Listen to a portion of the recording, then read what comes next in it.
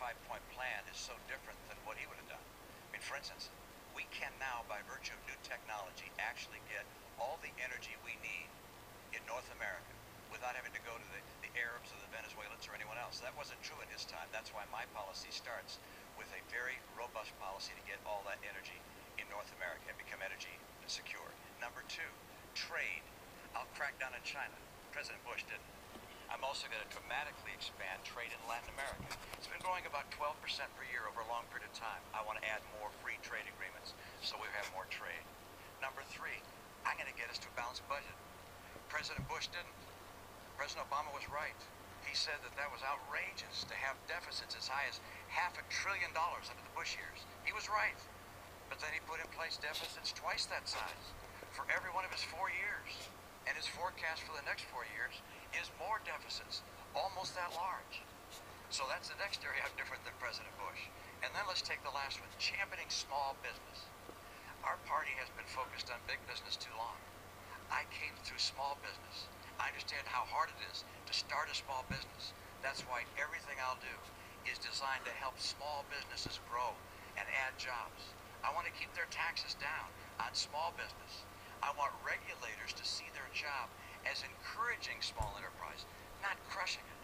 And the thing I find most troubling about Obamacare, well, it's a long list, but one of the things I find most troubling is that when you go out and talk to small businesses and ask them what they think about it, they tell you it keeps them from hiring more people. My priority is jobs. I know how to make that happen. And President Bush had a very different path for a very different time. My path is designed in getting small businesses to grow and hire people. Thanks, Governor. Mr. President. Well, first of all, I think it's important to tell you that we did come in during some tough times. We were losing 800,000 jobs a month when I started. But we had been digging our way out of policies that were misplaced and focused on the top doing very well and middle-class folks not doing well. Now, we've seen 31 consecutive months of job growth, 5.2 million new jobs created. And the plans that I talked about will create even more. But when Governor Romney says that he has a very different economic plan, the centerpiece of his economic plan are tax cuts. That's what took us from surplus to deficit. When he talks about getting tough on China, keep in mind that Governor Romney invested in companies that were pioneers of outsourcing to China and is currently investing in countries, in companies that are building surveillance equipment for China to spy on its own folks. That's, Governor, you're the last person who's going to get tough on China. And what we've done when it comes to trade is not only sign 3 trade deals to open up new markets, but we've also set up a task force for trade that goes after anybody who is taking advantage of American workers or businesses and not creating a level playing field. We've brought twice as many cases against unfair trade practices than the previous administration, and we've won every single one that's been decided.